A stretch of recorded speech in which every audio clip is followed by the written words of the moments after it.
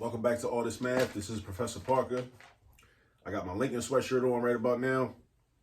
I got a degree from Lincoln. I got my master's degree from Lincoln. I went to undergrad at Morgan State, but I got my master's degree from Lincoln in ed leadership. Lincoln is a very important institution as well. Just think of the people that graduated from Lincoln. Think about Osagie Fo, Kwame Nkrumah, right? One of the greatest Pan-Africanists ever to live. So Kwame Nkrumah went to Lincoln before returning to West Africa and becoming the first president of an independent Congo. Well, not Congo, I'm tripping. I'm thinking of Lumumba. Of an independent Ghana, right? That was formerly the Gold Coast, which was a British colony. But, you know, it still has some issues over there. That's why there ended up being a coup. And then he slid up to Guinea to be co-president along with Ahmed Sekou Touré, another great Pan-Africanist, right? They both heavily influenced Kwame Touré. This brother right here, all right, who went to Howard, was from Trinidad, grew up in New York, you know what I'm saying? Author of Black Power, the book, which we all should read, right? Because a lot of rappers like throwing around terms like power, but what they're talking about is actually not power. What they're talking about is influence that's been given to them by white people that actually have power. So it's a difference, but we got to read to understand that, because people throw words around and we get confused if we haven't read. But yeah, Lincoln graduated Kwame Nkrumah, also Nnamdi Azikiwe from Nigeria, who returned to Nigeria and became a leader, revolutionary leader in Nigeria. Check out Nnamdi Azikiwe and the Zikist movement. You know, a lot of important people. Langston Hughes graduated from there. Thurgood Marshall was influential. He graduated from there. And I'm trying to think. A lot of other people too that, you know, in the interest of time, we can't go into an exhaustive list. You know what I'm saying? But yeah, Lincoln University, right in Pennsylvania, you know, down the street from where I currently teach, Cheney University, right? Cheney and Lincoln have a friendly competition over, or a friendly argument, ongoing argument over who was the first HBCU. But it really just depends on what criteria you use, because Cheney University, or the Institute for Colored Youth, was established in 1837. But the argument is that when it was established, it wasn't a degree-granting college at that point. So like I said, it depends on what criteria you use to identify what the first institution was. All right, but anyway, let's get into this. So this lesson today is on the use of the Pythagorean theorem, or the so-called Pythagorean theorem. We know why I say that. And we're talking about a word problem involving a right triangle, a word problem involving a ladder and the side of a house or the side of a building. All right, and we're gonna find out some missing information. All right. So let me read the problem, and you can read the problem. It's in the description notes underneath of this video, so you can read the problem yourself. It's in the description notes. The problem is, how far from the base of a house do you need to place a 15-foot ladder so that it exactly reaches the top of a 12-foot tall wall? I read it once. Now let me read it again. How far from the base of a house do you need to place a 15-foot ladder so that it actually reaches the top of a 12-foot tall wall, right? So imagine like somebody's putting a ladder that needs to reach the top of a wall. They might be doing some roofing work. They might be, you know, resurfacing a roof, putting some tar down, you know, so they need to be able to reach the top of the roof, you know? So the first thing I recommend we do, since we read it a couple of times, is draw a picture, right? Let's draw a picture. So let's say we're talking about a house, right? So let's say this is the side of a house. All right, so that's the side of a house. This is the side of a house. Got a window, got another window. This is the side of the house, right? So this is gonna represent my wall, right? It's gonna represent my wall. This right, this is my wall, all right? This is my house, the side of the house. All right, then it says that how far do you need from the base of the house? So the base of the house is the ground. In case you didn't know, the base of the house is the ground. It's the base of the house, right? How far do you need to place a 15-foot ladder? So basically the bottom of the ladder, because the ladder is going to be leaning up against the house. We want the ladder to touch right here, right? So we might as well just draw the ladder. So I'm going to draw my ladder. Boom. Now you notice something? You notice how this is a vertical line, this is a slanted line, and then this is the ground. So let me draw something to represent the ground. So the ground is this. Doesn't that look like a triangle? It does look like a triangle because it is a triangle because the ladder is straight, the side of the house is straight, and the ground is straight, right? These are at least assumptions that we make, right? When we see a problem like this, that's something you just have to know. All right, so now, and also the ground is horizontal. The side of the house is vertical. That's an assumption that we can make when you encounter a problem like this, right? The ground is horizontal, the side of the house is vertical. So that means that also this angle is a 90-degree angle. Whenever a horizontal line meets with a vertical line, they form a right angle or a 90-degree angle. So let's do our right angle symbol. Boom. That right there. All right. So now we got a right triangle. So now, since we got a right triangle, we know we're trying to figure out one of the missing sides in the right triangle. So what we have to do is we have to use, we know we're going to use this formula. All right. Now we're trying to find the missing side, right? When we're trying to find missing sides, we use this formula. If we were trying to find a missing angle, we wouldn't use this. We wouldn't use this. This formula is for sides, missing sides, right? This formula is not for angles, not for angles. We have some variations of this formula or some other formulas that we can use to find angles, right? Especially if we're missing multiple angles. We might use like trig ratios. We might use the law of sines, the law of cosines. You know what I'm saying? It's a lot of things we could do, but I got some other videos on that, you know, in another playlist, I think, or maybe it's in this same. No, it's another place. That's the trigonometry playlist. But anyway, let's also fill in this information. So it says how far from the base, and you notice how I keep going back to the word problem. I keep reading it again and again because that's what you need to do too. You need to keep reading the problem over and over again and it helps you to get more familiar with the problem when you do that, right? So it says how far from the base of the house. How far from the base of the house? How far from the base of the house do you need to place the ladder? How far from the base of the house? So this distance right here, because it says how far, that means you don't know that. And if you don't know that, you need to represent this with a variable because this is what you're trying to figure out.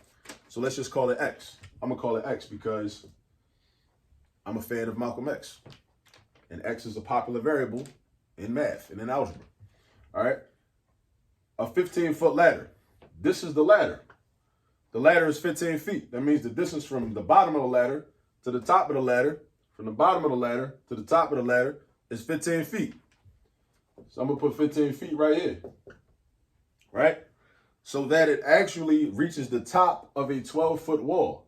A 12-foot wall. A 12-foot wall. A 12-foot wall.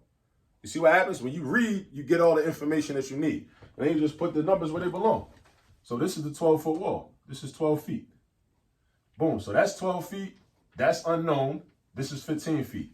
So now we're trying to figure out this right here. Now the question you should ask yourself is that a leg or is that the hypotenuse? Is that the leg or is that a hypotenuse?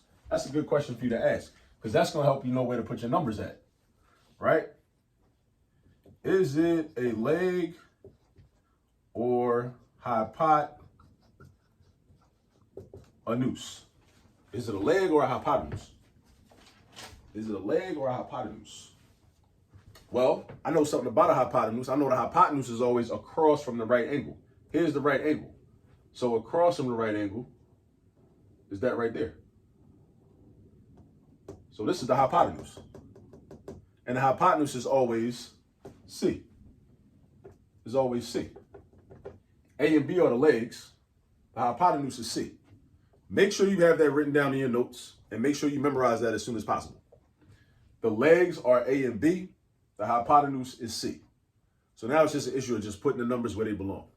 That's really all it is to it. We just putting the numbers where they belong. So my A, I'm going to make my A X. I'll make my B 12. Make my C 15.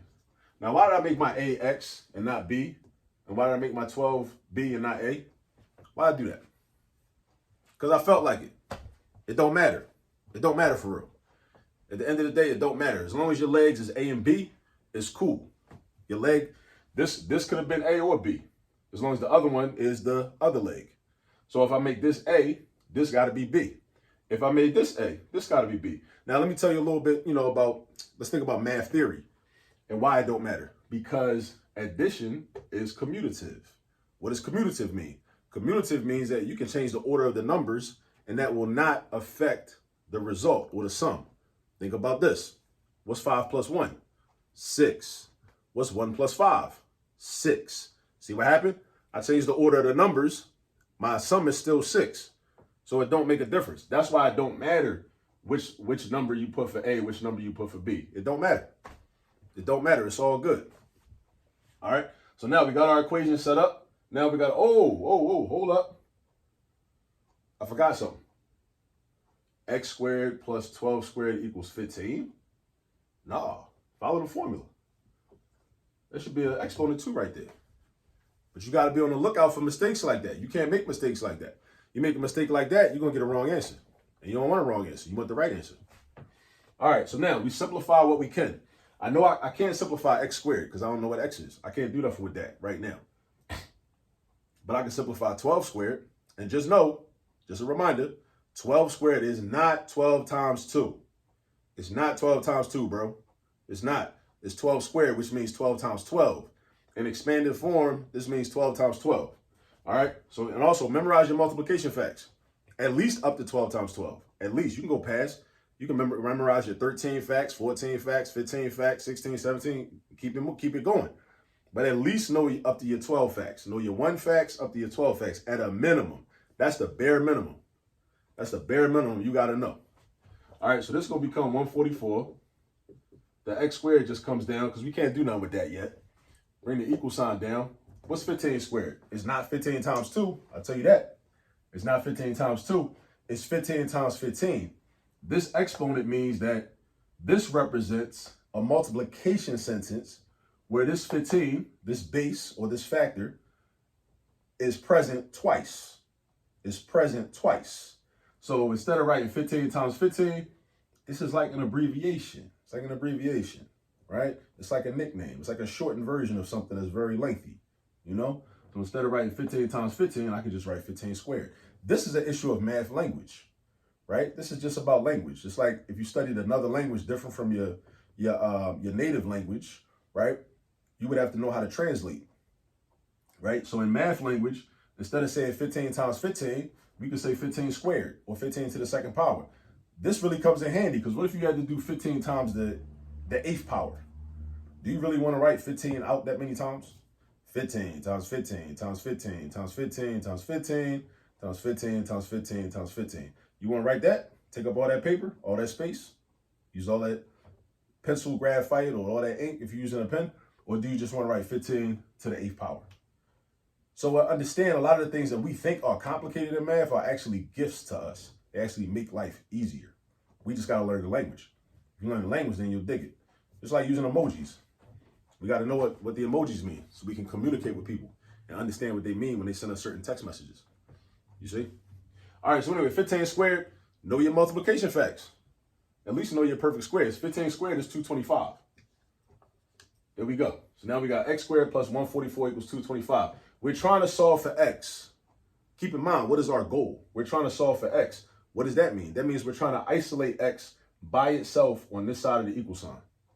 We're trying to isolate x by itself on this side of the equal sign. So that means what I got to get rid of 144. I got to get rid of that. It's got to go. But how do I get rid of it? I do the opposite operation from what it's involved in.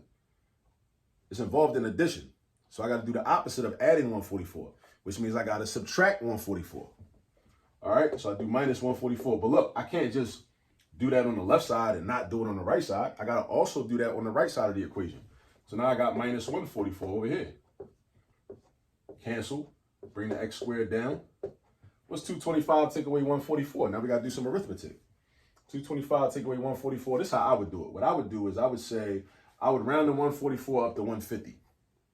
I would just round it up to 150 temporarily. And then I would find the difference between 225 and 150. And I know that from 150 to 200 is 50. And then from 200 to 225 is 25. I would add those two differences together. That gives me 75. And then I say, well, what's the difference between 144 and 150? Since I rounded up to 150, it's 6. So then I would take that 75 that I already had, right, that I'm thinking of in the back of my head, that 75, the difference between 225 and 150, and I would add it to the 6. And what's 75 plus 6? 81. 75 plus 6 is 81, right? So I got x squared is equal to 81. So now I got to just solve for x by eliminating this exponent 2, right? Eliminate this exponent 2. I just realized something. This is also what we call a Pythagorean triple. So I probably, and this is what I like about math. There's always multiple ways to do problems. This is a Pythagorean triple. I'm not going to get into all that right now in the interest of time, but yeah, I'm going to do some other videos where I show you like about Pythagorean triples and show you like how when you see a problem like this, if you understand Pythagorean triples, then you can already like foresee what this answer would have been because of the relationship between the sides of a right triangle when there's a Pythagorean triple. But anyway, we need to take the square root of this and this. We need to take the square root of this in order to eliminate this 2. That's how we get rid of the 2, right? By taking the square root. So it's going to look like this. We write x squared equals sign 81, and then you need the radical sign.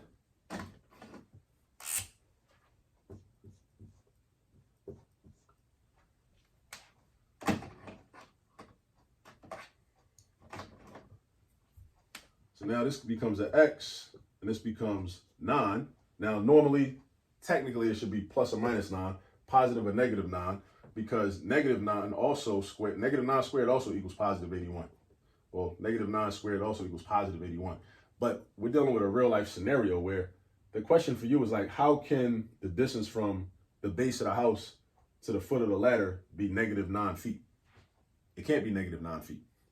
So we eliminate, we disregard the negative value in this type of situation. So this is 9 feet. X equals 9 feet.